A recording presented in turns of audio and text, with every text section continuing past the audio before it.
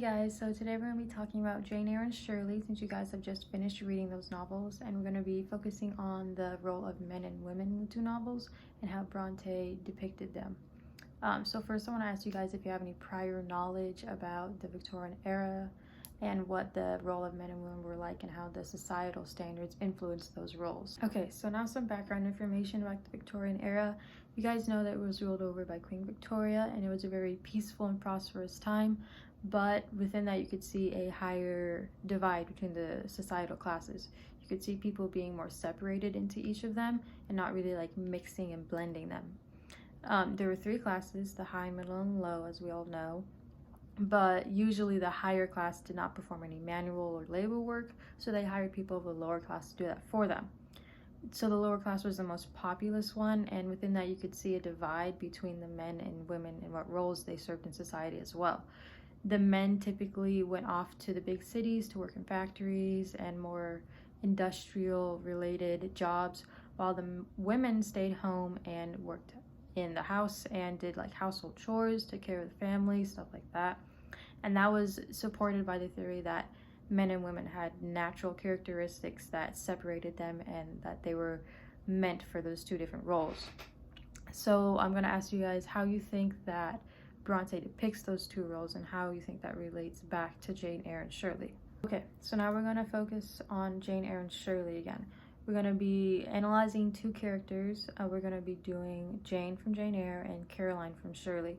We're going to reflect on how Bronte uses those characters to support her beliefs and criticism of the Victorian era.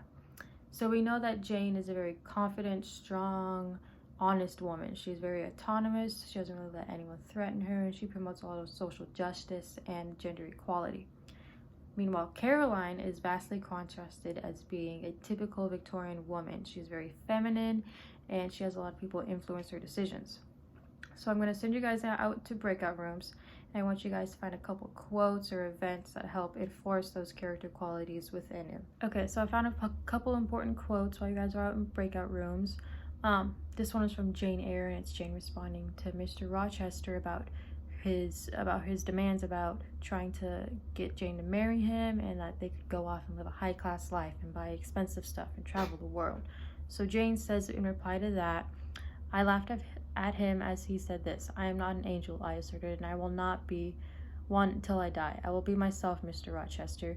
You must neither expect nor exact anything celestial of me, for you will get it not any more than I shall get it of you, which I do not at all anticipate."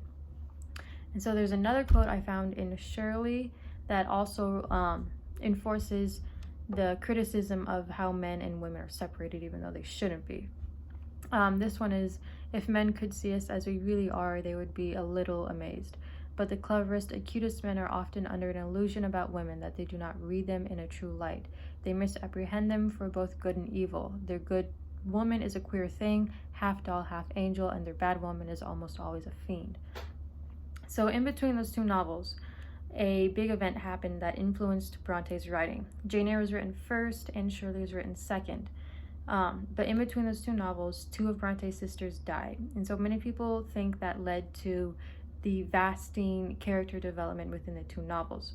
So I want you guys to go out and breakout rooms again and think about how the death of Bronte's sisters influenced her writing and why Caroline and Jane are so contrasted. Do you guys still think that Caroline is reflecting on Bronte's beliefs that men and women should be on an equal foot and that they can serve equal roles in society? Or do you think that she's kind of reverting more to a typical Victorian thought process? Okay, so to sum up everything we've read and analyzed today, we know that Jane is a figurehead of what Bronte believes, and she represents that throughout the novel. Bronte believes that women should be independent and autonomous and just be free to make their own decisions and not have to rely on men for anything. Meanwhile, Caroline represents Bronte's inner turmoil about her sister's death, and the progress that Caroline faces throughout the book shows how Bronte is dealing with her sister's death and how she is overcoming it. It's the simple fact that Caroline remains unmarried throughout the book that shows how Bronte criticizes Victorian beliefs and how she thinks that women shouldn't face such gendered expectations all the time. So I'm going to give you guys an assignment to complete later in the week. It's going to be due by Friday at midnight.